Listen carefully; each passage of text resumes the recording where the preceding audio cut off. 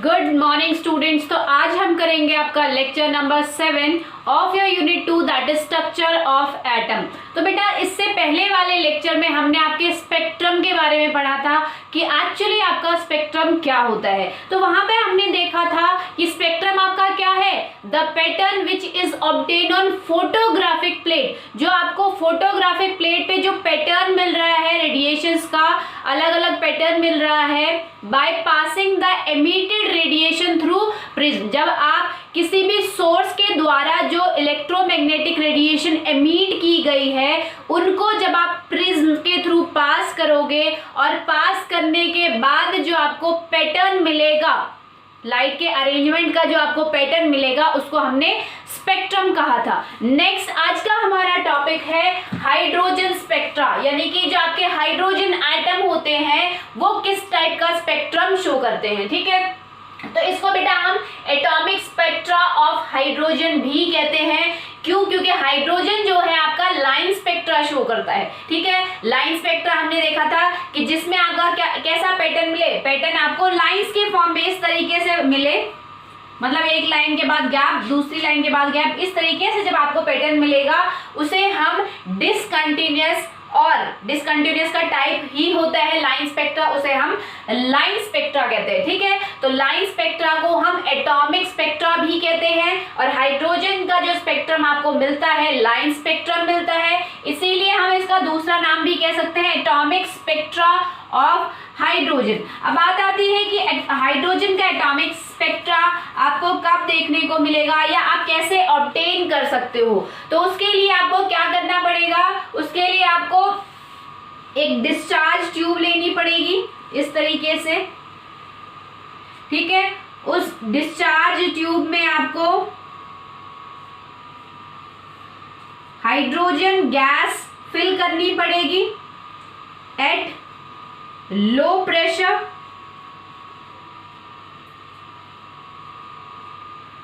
ठीक है, तो देखो बेटा यहाँ पे होता क्या है, इस टाइप की आपकी ट्यूब होती है।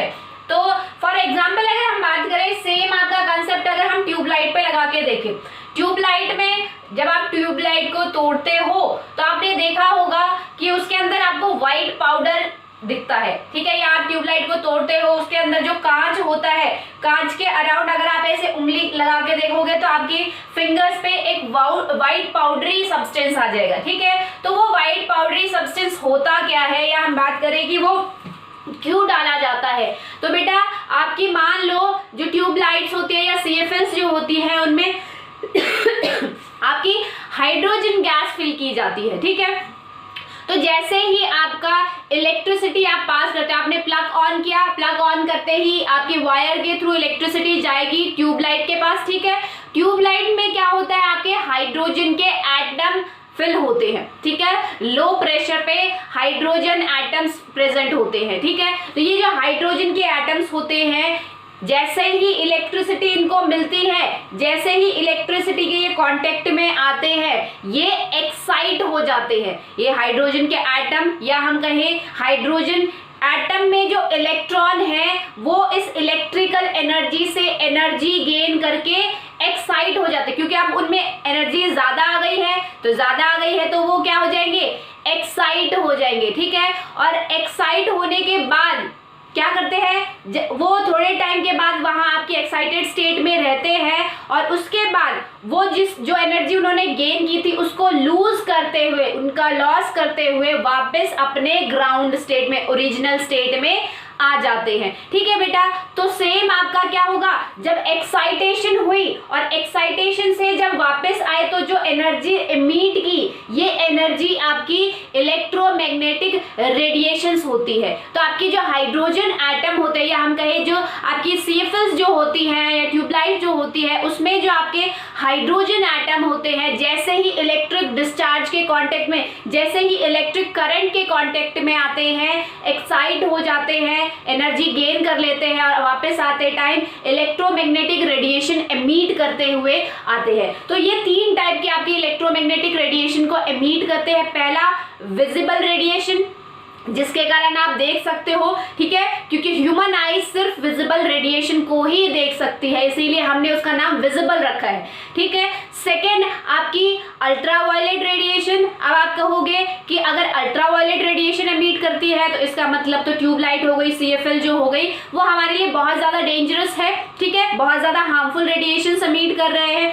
तो बेटा उसके लिए आपकी जो ट्यूबलाइट है इसमें आपका सीजियम ऑक्साइड की व्हाइट पाउडर की कोटिंग की जाती है, जो कि उसका काम क्या होता है कि जो आपके hydrogen atom ultraviolet radiation emit कर रहे हैं उसको ये व्हाइट पाउडर जो है जिसकी पतली सी कोटिंग की होती है अंदर, वो कंप्लीटली एब्जॉर्ब कर लेता है, ठीक है। दूसरी बात अगर हम कहें, तीसरा जो आपका रेडिएशन है वो है आपकी इंफ्रारेड, ठीक है। तीसरी रेडिएशन जो आपकी इमिट करता है वो इंफ्रारेड इमिट करता है। और आपने देखा होगा इसी इंफ्रारेड रेडिएशन की वजह से अगर आप मान लो आधा घंटा या 1.5 घंटा 2 घंटा ट्यूबलाइट को ऑन रखते हो, तो अगर आप उसको टच करके देखो तो वहां क्या हो जाता है, आपकी ट्यूबलाइट गर्म हो जाती है। वो गर्म किसके वजह से हुई है, क्योंकि हाइड्रोजन एटम वहां इंफ्रारेड आपकी रेडिएशन इमिट कर रहे हैं, जो कि आपका एक हीटिंग इफेक्ट कॉज कर रहा है, ठीक है। तो ये चीज आपको याद रखनी है। अब हम देखेंगे कि जब आप इन तीनों रेडिएशन को जब आप प्रिज्म से पास करोगे तो किस टाइप का स्पेक्ट्रम मिलेगा, ठीक है, वो हम देखते हैं, ठीक है। तो देखो सेम वही जो आपने ट्यूबलाइट से कंपेयर करना है इस कॉन्सेप्ट को। हमने ये मान लो ये डिस्चार्ज ट्यूब ली है similar to that of tube light, ठीक है। इसमें हमने हाइड्रोजन गैस फिल की है लो प्रेशर। तो जैसे ही आपका क्या होगा, जैसे ही आप इलेक्ट्रिक करंट या इलेक्ट्रिक डिस्चार्ज यहां से पास करोगे दोनों एंड से, तो क्या होगा, हाइड्रोजन एटम इस इलेक्ट्रिक करंट के कांटेक्ट में आएंगे। कांटेक्ट में आते ही ये क्या हो जाएंगे, हाइड्रोजन एटम या हाइड्रोजन एटम में जो इलेक्ट्रॉन है वो क्या करेंगे, एनर्जी गेन करेंगे। एनर्जी गेन करते ही एक्साइट हो जाएंगे, और एक्साइट होने के बाद जब वापस आएंगे तो ये रेडिएशन एमिट करते हुए आएंगे, ठीक है। इनमें से एक लाइट निकलेगी या रेडिएशन निकलेगी, ठीक है। इस लाइट को अगर हम प्रिज्म से पास करते हैं तो क्या होगा, प्रिज्म जो है उसका काम क्या होता है कि आपकी जो लाइट है उसकी स्कैटरिंग करना, मतलब उसको डिफरेंशिएट करना, उसको अलग अलग सेपरेट करके दिखाना कि एक्चुअली उस लाइट में कौन कौन सी कितनी कितनी वेवलेंथ की या कौन कौन सी अदर रेडिएशंस प्रेजेंट है, ठीक है। तो यहाँ पे क्या होगा, इस तरीके से ये आपकी लाइट जो है 6 रेडिएशन में 6 रेज में आपकी क्या होगी, स्कैटर्ड हो जाएगी।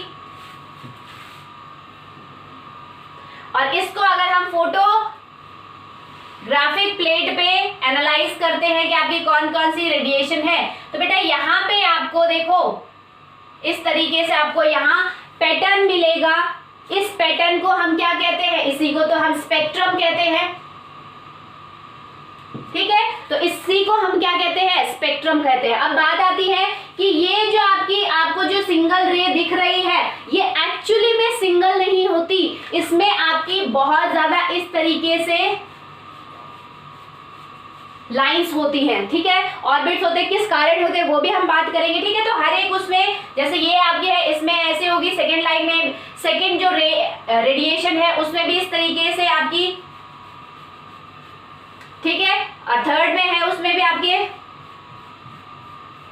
ठीक है बेटा, इस तरीके से आपकी रेडिएशन होती है, ठीक है। तो यहाँ पे जो आपको लाइन के फॉर्म में, इस तरीके से लाइन के फॉर्म में जो आपको स्पेक्ट्रम मिल रहा है उस स्पेक्ट्रम को हम लाइन स्पेक्ट्रम कहते हैं। और क्योंकि हम हाइड्रोजन का स्पेक्ट्रम हमें मिला है तो उसको हम कहते हैं हाइड्रोजन स्पेक्ट्रम या लाइन स्पेक्ट्रम ऑफ हाइड्रोजन, ठीक है। तो ये तो बात हो गई कि किस टेक्निक से हम या किस प्रोसेस से हम आपका स्पेक्ट्रम ऑब्टेन कर सकते हैं। नेक्स्ट अगर हम बात करें कि आपकी एक्साइटेशन कैसे होती है और डी एक्साइटेशन या फिर जो एमिशन होती है अलग अलग रेडिएशन की, इंफ्रारेड की, विजिबल की, अल्ट्रावायलेट की, वो किस तरीके से होती है वो हम डीपली देखते हैं, ठीक है। देखो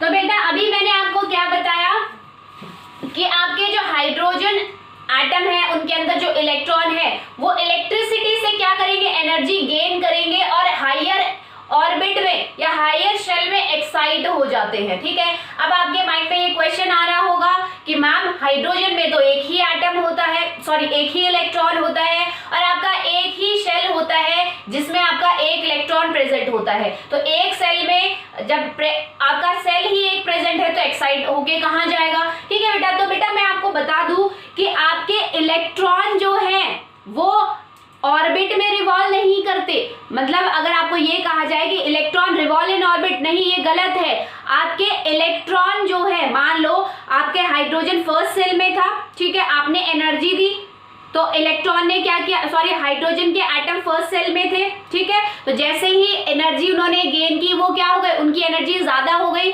एनर्जी गेन करके उनमें एनर्जी ज्यादा आने के कारण वो थोड़ी दूर जाके रिवॉल्व करने लग गए। ठीक है, तो इस कंटिन्यूअस रिवॉल्यूशन के कारण एक पाथ, एक फिक्स पाथ जनरेट हो जाता है जिसको हम ऑर्बिट कहते हैं। ठीक है बेटा, तो आपका इलेक्ट्रॉन ऑर्बिट के अंदर नहीं घूमता, ये आप कंसेप्ट ध्यान रखो कि इलेक्ट्रॉन जो है ऑर्बिट के अंदर नहीं घूमता। इलेक्ट्रॉन की रिवॉल्यूशन के कारण आपकी एक ऑर्बिट, एक आपका पाथ बन जाता है। जैसे आप अगर कच्चा कोई रास्ता है उसमें कंटिन्यूअसली लोग आ रहे हैं जा रहे हैं तो एक वो रास्ता बन जाता है। ठीक है, आपका अगर वहां कोई रास्ता नहीं था, मिट्टी मिट्टी थी और लोग कंटिन्यूअसली एक जगह से आना जाना स्टार्ट कर देते हैं तो वहां पे फुटपाथ टाइप बन जाता है, मतलब एक पक्का रास्ता बन जाता है। मिट्टी जम जम के वहां पे आपको एक रास्ता दिखने लग जाता है। सेम कॉन्सेप्ट आपका इलेक्ट्रॉन का भी होता है। इलेक्ट्रॉन ऑर्बिट के अंदर रिवॉल्व नहीं करता। इलेक्ट्रॉन जो है आपका, जैसे ही इलेक्ट्रॉन रिवॉल्व कर रहा होता है कंटिन्यूअसली तो उसकी रिवॉल्यूशन के कारण आपका क्या होता है, एक ऑर्बिट बन जाता है वहां पे। ठीक है, तो इसीलिए जैसे ही, तो आपका फर्स्ट ऑर्बिट है तो जैसे ही इलेक्ट्रॉन एनर्जी गेन करेगा वो थोड़ा सा एक्साइट होगा, थोड़ा सा बाहर जाएगा, एनर्जी ज्यादा हो गई है ना तो वो थोड़ा बाहर जाएगा, वहां रिवॉल्व करना स्टार्ट कर देगा। तो उसकी कंटिन्यूअस रिवॉल्यूशन के कारण आपका सेकेंड ऑर्बिट बन जाएगा। ठीक है, और एनर्जी गेन करेगा और बाहर जाके रिवॉल्व करेगा। ठीक है, और एनर्जी गेन करेगा न्यूक्लियस से और दूर जाके रिवॉल्व करेगा। तो इस तरीके से आपके ऑर्बिट्स जो है नए नए बनते रहते हैं due to the revolution, continuous revolution of electron around the nucleus. ठीक है बेटा, तो ये बात आपको ध्यान में रखनी है। तो अगर हम बात करें आपका, कि अभी मैंने आपको बताया था कि आपके जैसे ही आप इलेक्ट्रिक डिस्चार्ज देते हो, हाइड्रोजन एटम में जो इलेक्ट्रॉन है वो क्या करेंगे, एनर्जी गेन करेंगे और एनर्जी गेन करके क्या करेंगे, अब उनमें जो एनर्जी थी वो और ज्यादा बढ़ जाएगी, और ज्यादा बढ़ने से क्या होगा, वो न्यूक्लियस से दूर चले जाएंगे, एक्साइट हो जाएंगे। पहले उनकी ग्राउंड स्टेट कौन सी थी, फर्स्ट ऑर्बिट या फर्स्ट सेल, ठीक है, जिसको आप के शेल कहते हो। ठीक है, तो के शेल में पहले प्रेजेंट था, बट जैसे ही इलेक्ट्रिक डिस्चार्ज की वजह से, इलेक्ट्रिक करंट की वजह से आपके इलेक्ट्रॉन ने एनर्जी गेन की, वो न्यूक्लियस से दूर चले गए, ठीक है, एक्साइट हो गए। ठीक है, तो अब हम बात करेंगे कि इलेक्ट्रॉन जो है आपके हाइड्रोजन एटम के जो इलेक्ट्रॉन है वो एनर्जी गेन करके किस किस टाइप की एक्साइटेशन शो कर सकते हैं या डी एक्साइटेशन शो करते हैं, और कैसे कैसे आपकी ये जो 3 टाइप की रेडिएशन एमिट होती है, या हम कहें किस टाइप का आपको, किस तरीके से आपका स्पेक्ट्रम ऑब्टेन होता है हाइड्रोजन का। ठीक है, तो मान लो आपका ये हमारा सबसे नीचे जो है बेटा, यहां ले लेते हैं, सबसे नीचे जो है आपका मान लो ग्राउंड स्टेट है, दैट इज फर्स्ट सेल, जिसमें आपका ओरिजिनली एटम प्रेजेंट होता है, हाइड्रोजन का इलेक्ट्रॉन ओरिजिनली जहां प्रेजेंट होता है। उसके बाद क्या होता है, सेकेंड शेल बन सकता है या नहीं बन सकता, इलेक्ट्रॉन एनर्जी गेन करके हायर शेल में रिवॉल्व कर सकते हैं, मतलब रिवॉल्व करेंगे तो हायर शेल जनरेट हो सकता है, थर्ड शेल भी जनरेट हो सकता है, n=3 भी जनरेट हो सकता है। ठीक है, n=4 भी जनरेट आपका हो सकता है, n=5th शेल भी आपका जनरेट हो सकता है। ठीक है, n=6th सेल भी आपका जनरेट हो सकता है।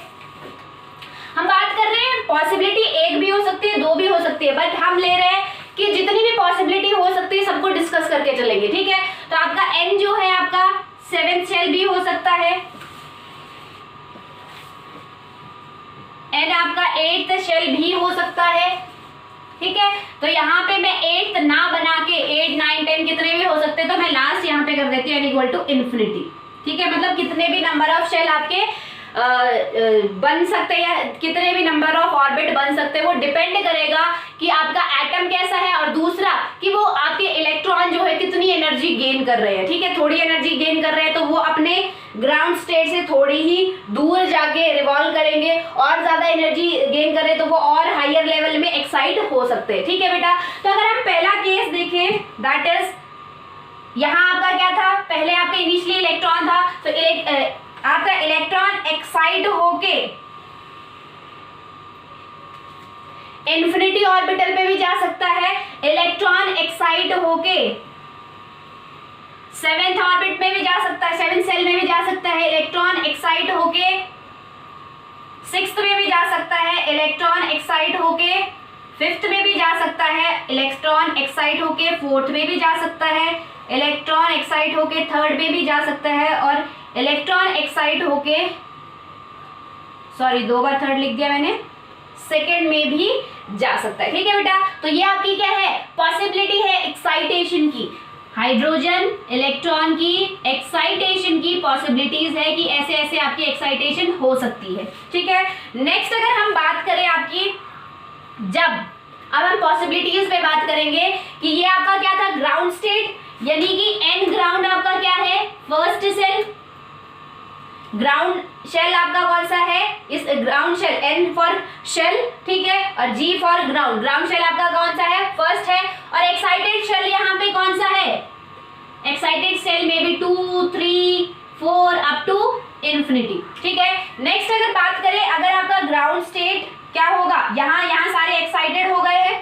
ठीक है, सारे ही इलेक्ट्रॉन जो आपके हाइड्रोजन एटम में जो इलेक्ट्रॉन प्रेजेंट थे, जितने भी हाइड्रोजन एटम में इलेक्ट्रॉन प्रेजेंट थे, कोई इलेक्ट्रॉन फर्स्ट पे जाएगा, कोई सेकंड पे एक्साइट होगा, कोई थर्ड पे, कोई इन्फिनिटी पे एक्साइट होगा। अब हमने बात क्या की थी कि एक्साइटेशन के बाद, एक्साइटेशन तक कुछ नहीं हुआ, एक्साइटेशन के बाद थोड़े टाइम बाद यही इलेक्ट्रॉन क्या होंगे, अपनी वो एनर्जी जो इन्होंने गेन की थी उसको लूज करते हुए आराम से नीचे आ जाएंगे। ठीक है, रेस्ट में आना स्टार्ट हो जाएंगे। तो ये जो एनर्जी लूज कर रहे हैं, ये एनर्जी 3 टाइप की होती है, या ये रेडिएशन 3 टाइप की होती है, विजिबल, इंफ्रारेड एंड अल्ट्रावायलेट। ठीक है, तो एक्साइटेशन हो गया। अब अगर हम डी एक्साइटेशन की बात करें, यानी कि वापस आने की बात करें, तो आपका जब इन्फिनिटी में होगा तो आपका इन्फिनिटी से फर्स्ट शेल में भी आ सकता है, मतलब ग्राउंड शेल में भी आ सकता है, आपका 7 से ग्राउंड में भी आ सकता है, क्योंकि 7 पे एक्साइट हुआ है तो 7 से ग्राउंड में भी आ सकता है, आपका 6 शेल से ग्राउंड स्टेट में आ सकता है, आपका 5th शेल से ग्राउंड स्टेट में आ सकता है, आपका 4th शेल से ग्राउंड स्टेट में आ सकता है, 3rd शेल से एंड 2nd शेल से ग्राउंड स्टेट में आ सकता है। ठीक है बेटा, तो इस टाइम जब आपका ग्राउंड स्टेट क्या हो, यहां ऊपर लिख देती हूं, जब आपकी ग्राउंड स्टेट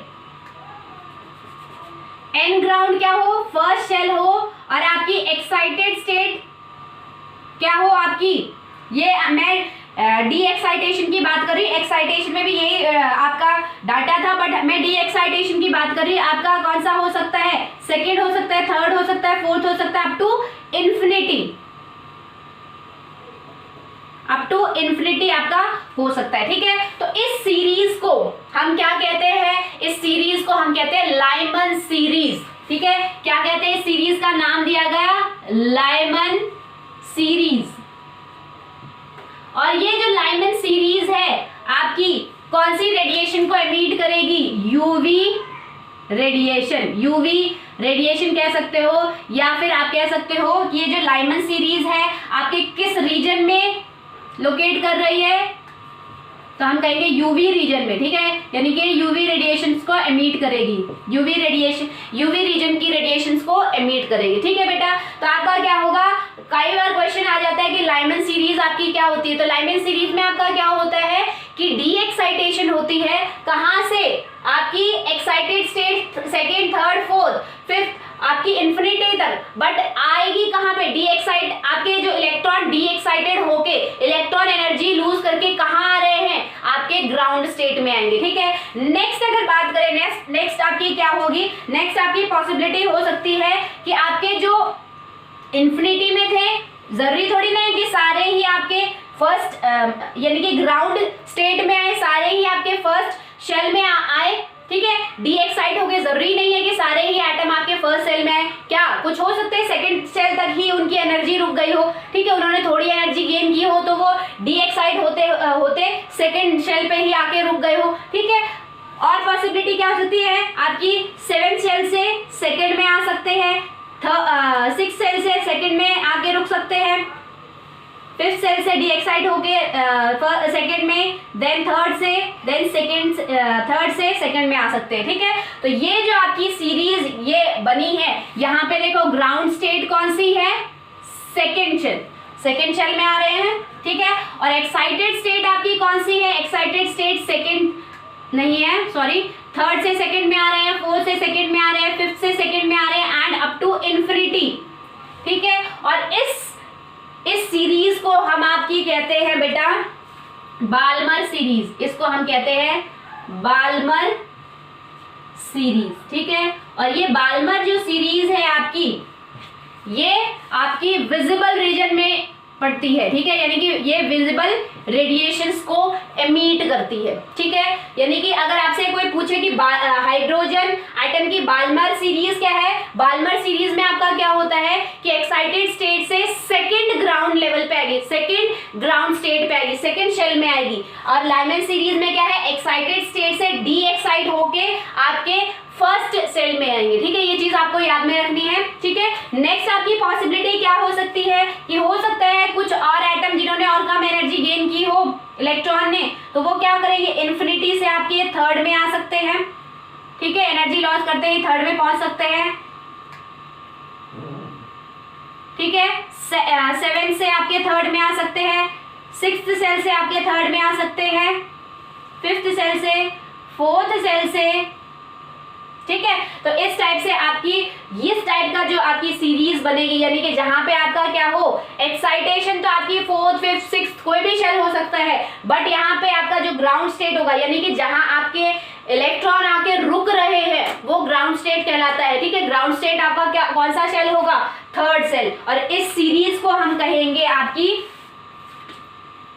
पास्कन सीरीज, पास्कन सीरीज।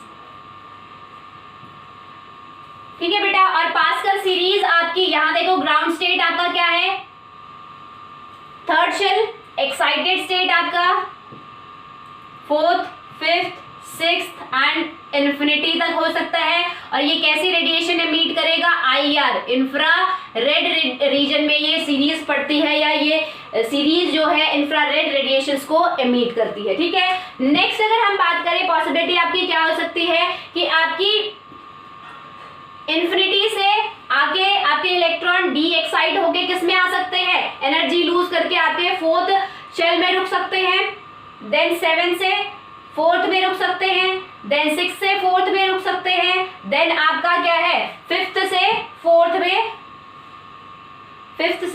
में रुक सकते हैं। ठीक है, तो इस सीरीज में आपका क्या है, इस सीरीज को हम बोलते हैं ब्रैकेट सीरीज, ब्रैकेट सीरीज। और इस सीरीज में आपको याद रखना है, ब्रैकेट सीरीज में क्या है, ग्राउंड स्टेट कौन सी होती है, कहां पे आके रुकता है, फोर्थ शेल।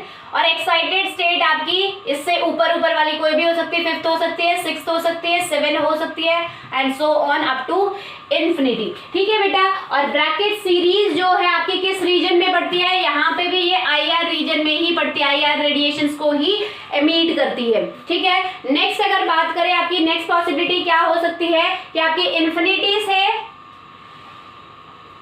फिफ्थ में आ सकता है। ठीक है, नेक्स्ट आपका इन्फिनिटी से, सॉरी इन्फिनिटी नहीं, सेवेंथ से फिफ्थ में आ सकता है, सिक्स से फिफ्थ में आ सकता है। ठीक है, इस सीरीज को हम बोलते हैं आपकी P1 series, P fund series.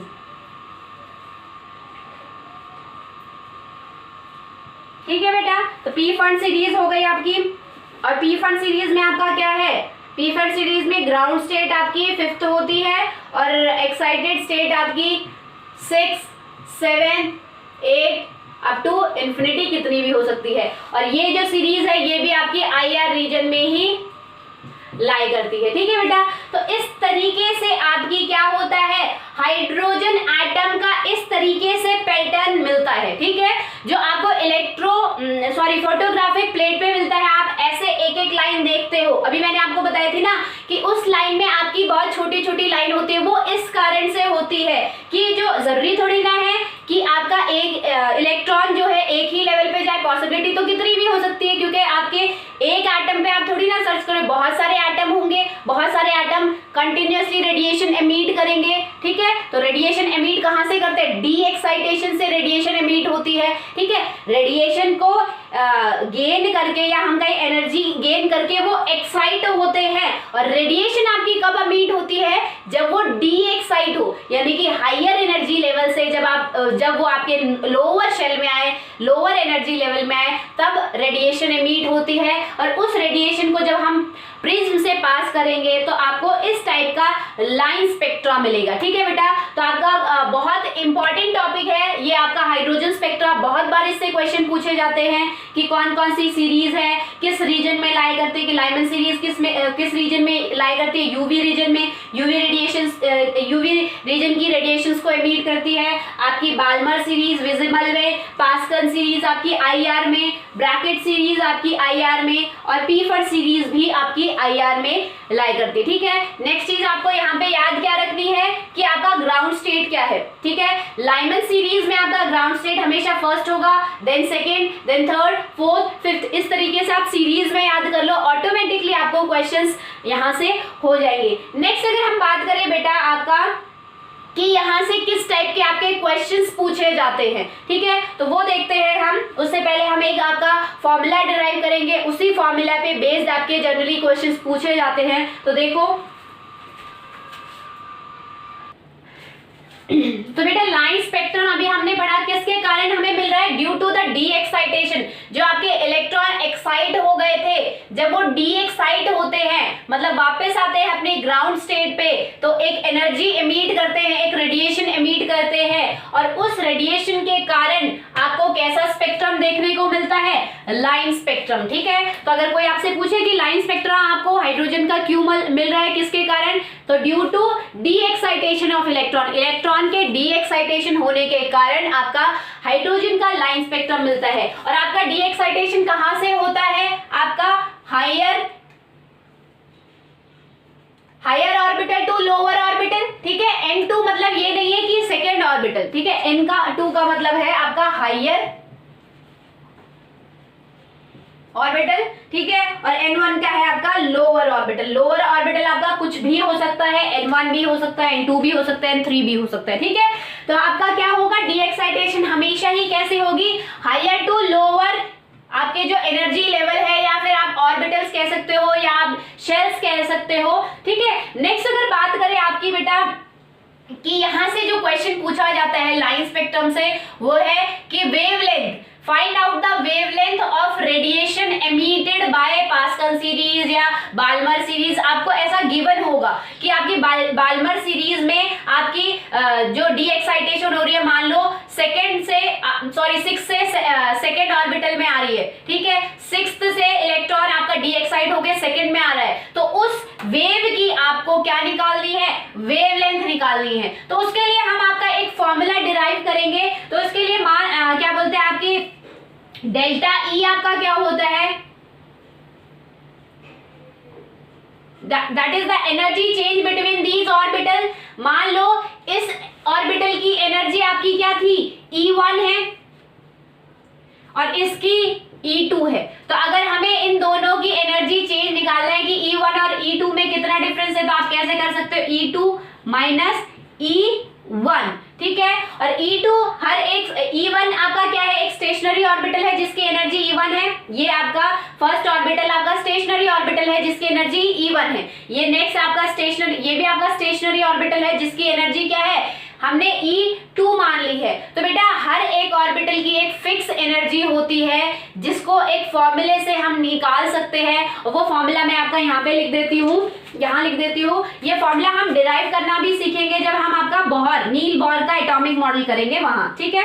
तो देखो इसका फॉर्मूला होता है, दैट इज E, यहाँ लिख देती हूँ, E इज इक्वल टू, किसी भी अगर आपको ऑर्बिट की एनर्जी निकालनी है तो उसका फॉर्मूला होता है -13.6 Z² अपॉन N², ठीक है। ये आपकी वैल्यू कांस्टेंट है, फिक्स है, ठीक है। Z आपका क्या होता है, एटॉमिक नंबर, जिस भी एटम की शेल की आपको निकालने उसी का एटॉमिक नंबर रख दो, ठीक है। N आपका क्या है, किस सेल की आपको निकालनी, किस ऑर्बिट की निकालनी है, फर्स्ट ऑर्बिट की, सेकेंड ऑर्बिट की, थर्ड ऑर्बिट की, ठीक है। तो इस हिसाब से हम हर एक ऑर्बिट की फिक्स एनर्जी को कैलकुलेट कर सकते हैं। तो यहाँ पे हम डेल्टा G क्या लिख सकते हैं, E2 आपका क्या होगा, -13.6 Z² माइनस N2, ठीक है। हम सेकेंड ऑर्बिट की निकाल रहे हैं इसलिए मैंने N2 लिख दिया है, ठीक है। सेकेंड ऑर्बिट की एनर्जी में हम N2 लिख सकते हैं, माइनस 13.6 Z² अपॉन N1 का स्क्वायर, ठीक है बेटा। आप ऐसे लिख सकते हो। अगर इसको हम आपका यहां माइनस माइनस प्लस हो जाएगा, या फिर मैं कहूं माइनस अगर हम कॉमन में ले लेते हैं, चलो ऐसे ही कर लेते हैं, माइनस माइनस आपका प्लस हो जाएगा, 13.6 Z² अपॉन N2 का स्क्वायर प्लस 13.6 Z² N1 का स्क्वायर, ठीक है। तो हम क्या करेंगे, आपका माइनस को पीछे ले जाते हैं, तो आपका पहले हम कॉमन निकाल लेते हैं। कॉमन आपका क्या होगा, 13.6, यहाँ कॉमन क्या है, Z भी कॉमन होगा, क्यों, क्योंकि हम किसकी निकाल रहे हैं, हाइड्रोजन एटम, और हाइड्रोजन एटम का एटॉमिक नंबर क्या होता है, Z क्या होता है, एटॉमिक नंबर, यहाँ लिख देती हूँ, Z is the atomic number and N is the number of shell, ठीक है। शेल का कौन सा number, first shell, second shell, ठीक है। तो यहां से अगर हम कॉमन निकालें तो यहाँ पे आपका क्या होगा, Z², ठीक है। ये टर्म आपकी कॉमन है। नेक्स्ट आपका क्या होगा, यहाँ पे मैं पॉजिटिव टर्म ले लेती हूँ, 1 अपॉन N1 का स्क्वायर माइनस 1 अपॉन N2 का स्क्वायर, ठीक है बेटा। अब हमने आपकी एनर्जी पढ़ी थी, एनर्जी ऑफ फोटोन कितनी क्या होती है आपकी, एनर्जी ऑफ फोटोन आपकी h होती है, जिसको हम hc अपॉन लेमडा भी लिख सकते हैं, ठीक है। तो यहाँ पे हम लिख सकते हैं E की जगह हम क्या लिखेंगे, hc अपॉन लेमडा, ठीक है। हमें कैलकुलेट क्या करना है, लेमडा वेवलेंथ निकालनी है। तो ये आपका h और c जो है आपका कहाँ चला जाएगा, यहाँ हम नीचे ले लेंगे। तो यहाँ देखो 1 upon lambda is equal to 13.6 Z² upon hc 1 upon N1 का स्क्वायर माइनस 1 अपॉन N2 का स्क्वायर, ठीक है। इसको फर्दर अगर हम सिंप्लीफाई करते हैं तो बेटा इसके जगह आपका एक कांस्टेंट टर्म आती है जिसको हम बोलते हैं R, ठीक है। तो 1 upon lambda is equal to R Z², 1 upon N1 का स्क्वायर माइनस 1 अपॉन N2 का स्क्वायर, ठीक है। R आपकी क्या कहलाती है, R आपका है रेडबर्ग कांस्टेंट, R आपका होता है रेडबर्ग कांस्टेंट। और जो आपका ये फॉर्मूला आया है वेवलेंथ कैलकुलेट करने का, इस फॉर्मूले को हम कहते हैं रेडबर्ग फॉर्मूला, ठीक है, रेडबर्ग फॉर्मूला, ठीक है। तो रेडबर्ग फॉर्मूला से हम इजीली आपकी हाइड्रोजन का जो लाइन स्पेक्ट्रा है उसकी हर एक लाइन की या हर एक डी एक्साइटेशन वाली वेव की हम वेवलेंथ इजीली या फ्रीक्वेंसी इजीली कैलकुलेट कर सकते हैं। अब बेटा ये जो रेडबर्ग कांस्टेंट है इसकी वैल्यू जो होती है, अगर आप 13.6 डिवाइडेड बाय R क्या होता है आपका प्लैंक्स कांस्टेंट, कांस्टेंट, ठीक है, जिसकी वैल्यू हमने पढ़ी थी आपकी, ठीक है। सी आपका क्या होता है, आपको पता है सी क्या होता है, स्पीड ऑफ लाइट। तो अगर आप ये सारी वैल्यूज रखते हो तो यहाँ पे रेडबर्ग कांस्टेंट की एक फिक्स वैल्यू दी है, that is 1.097 into 10⁻⁷ metre inverse, ठीक है बेटा। तो ये आपकी रेडबर्ग कांस्टेंट की वैल्यू होती है, जिसको हम राउंड ऑफ करके ऐसे भी लिख सकते हैं 1.1 इंटू 10⁻⁷ मीटर इनवर्स, ठीक है। तो आपका सिंपली यही है कि लेमडा आपको कैलकुलेट करना हो, आर की वैल्यू वही रखनी है आपको, जेड जो है जिस एटम के लिए, जनरली हम हाइड्रोजन एटम की ही कैलकुलेट करेंगे। रेडबर्ग फॉर्मूला से हम आपके हाइड्रोजन एटम के लिए ही यूज करते हैं। हाइड्रोजन एटम में जो इमिशन वाली वेवलेंथ है, उनकी वेव जो है उनकी वेवलेंथ कैलकुलेट करने के लिए तो आप जेड की जगह वैल्यू रख सकते हो, यानी कि एटॉमिक नंबर, ठीक है। नेक्स्ट अगर बात करें हम N1 आपका क्या है, जो आपकी लोअर ग्राउंड स्टेट है, जहां से आपके क्या हो रहा है, डी एक्साइटेशन होके आ रहा है। N2 आपका क्या है, हायर, जो भी आपको गिवन हो कि आपकी 5th लाइन से सेकंड पे आ रही है या सेकंड से फर्स्ट पे आ रही है, इस टाइप से आप इजीली कैलकुलेट कर सकते हो। तो आपके किस टाइप के क्वेश्चन पूछे जाते हैं, पहले तो हम आपका वो कर लेते हैं।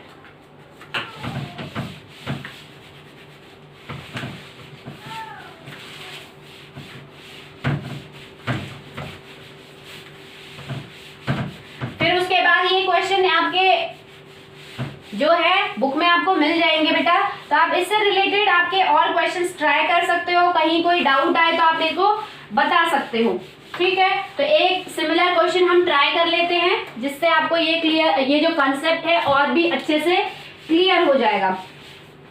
तो सबसे पहले आपका अगर पूछा जाए, that is the third line, कई बार क्वेश्चन पूछा जाता है third line of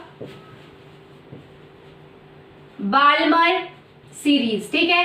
Balmer series की थर्ड लाइन पूछी जाती है कि थर्ड लाइन बाल्मर सीरीज में आपका कहां से डी एक्साइटेशन होता है, किस लेवल से किस लेवल, किस शेल से किस शेल में आता है। तो आपको थर्ड लाइन दी है, यहाँ पे आपको पता है बाल्मर सीरीज में एन जी क्या होता है, यानी कि ग्राउंड स्टेट आपका क्या होता है, सेकेंड, क्योंकि इससे पहले वाली सीरीज आपकी आती है लाइमन सीरीज, और लाइमन सीरीज में ग्राउंड आपका फर्स्ट शेल होता है, तो इसका सेकेंड होगा। नेक्स्ट अगर बात करें आपका एन ई पूछा गया है आपसे, ठीक है, तो एन ई आप कैसे निकालोगे, थर्ड लाइन गिवन है, यानी कि जो आपको लाइन गिवन हो उसमें आप ये N1 की वैल्यू या हम कह सकते हैं Ng की वैल्यू, मान लो ये 1 है, N1 means lower energy shell अभी मैंने बताया था, और N2 आपका क्या है, हायर ऑर्बिट, ठीक है। तो N2 की वैल्यू अगर आपको पूछी है तो जो आपको लाइन गिवन है उसमें आप N1 की वैल्यू ऐड कर दो, दैट इज 5, यानी कि आपका डी एक्साइटेशन कहां से हो रही है, 5th सेल से, n=5 से लेके n=2 में यहाँ हो रही है, ठीक है, समझ में आ गया। तो इस टाइप से आप लोग पूछ सकते हैं। नेक्स्ट अगर हम आपकी बात करें लाइमन सीरीज की, अगर एक और क्वेश्चन देख लेते हैं, मान लो आपको लाइमन सीरीज की कहा 6th line of Lyman series, आपको 6th लाइन निकालनी है, या हम कहे कि 6th जो लाइन है उसमें आपका कहां से डी एक्साइटेशन हो रहा है ये निकालना है, किस ऑर्बिट से किस ऑर्बिट में। तो देखो N1 आपको पता है, यानी कि ग्राउंड स्टेट आपकी क्या होगी, फर्स्ट शेल की होती है, ठीक है, और आपको N2 की वैल्यू निकालनी है। तो N2 आप क्या करोगे, जो आपको लाइन गिवन है उसमें आप N1 ऐड कर दो, 7, यानी कि आपका क्या हो गया है 7, n=7 से लेके आपकी डी एक्साइटेशन n=1 में हो रही है, ठीक है बेटा। तो इस टाइप से आपसे काफी बार क्वेश्चन पूछे जाते हैं। नेक्स्ट एक क्वेश्चन हम आपका वेवलेंथ का और कर लेते हैं, जिससे आपको वेवलेंथ भी क्लियर हो जाए।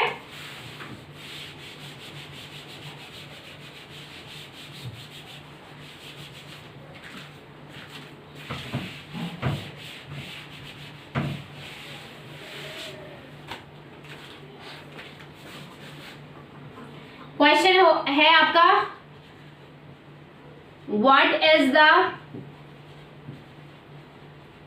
वेवलेंथ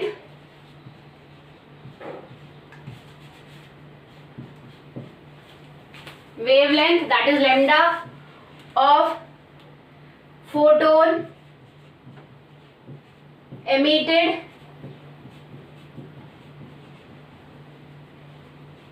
from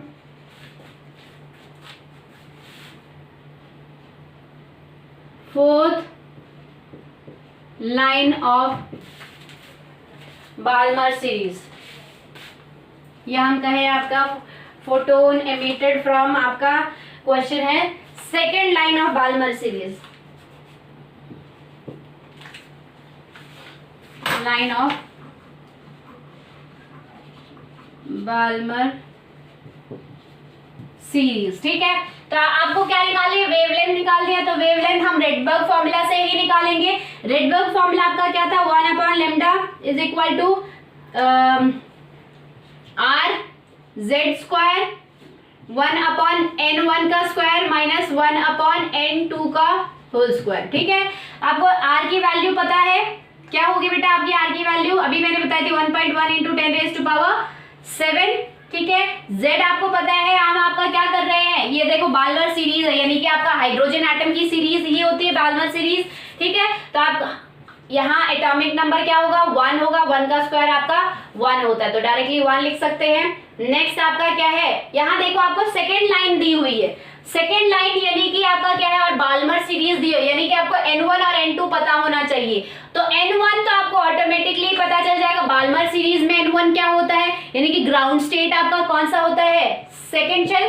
ठीक है, और अगर हम N2 की वैल्यू बात करें, हायर एनर्जी लेवल, तो आपको देखो सेकेंड लाइन दी है, तो सेकेंड 2 + 2 आपका क्या हो जाएगा 4। ठीक है, यानी कि आपकी डी एक्साइटेशन जो हो रही है 4 से n = 4 से लेके n = आपकी 2 में आ रही है। ठीक है बेटा, तो ये चीज आपको याद में रखनी है। तो देखो N1 की जगह हम क्या रखेंगे, 2 का स्क्वायर। ठीक है, और N2 की जगह हम क्या रखेंगे आपका 4 का स्क्वायर। ठीक है, तो यहाँ पे अगर हम इसको कैलकुलेट करें तो 1.7 × 10⁻⁷ और ये आपका हो जाएगा 1/2 = 4 माइनस 1/16, और अगर आप इसको कैलकुलेट करते हो तो आपका आएगा 5 × 10⁻⁷ मीटर इनवर्स में आपका आंसर आएगा। और यहाँ पे अगर मैं इसको आर्मस्ट्रांग में करती हूँ तो आपका हो जाएगा, ये बन जाएगा आपका 5000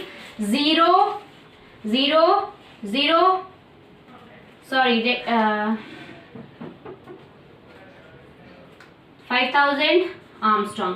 ठीक है बेटा, तो इस तरीके से आपके लेमडा की वैल्यूज आपको कैलकुलेट करनी दे सकते हैं। ठीक है, तो यहाँ पे कुछ भी नहीं है, ये मैंने मीटर इनवर्स को आर्मस्ट्रांग में कर दिया है, यहाँ पे ऐसा कुछ भी नहीं है बेटा, सिर्फ आपको याद रखना है ये फॉर्मूला।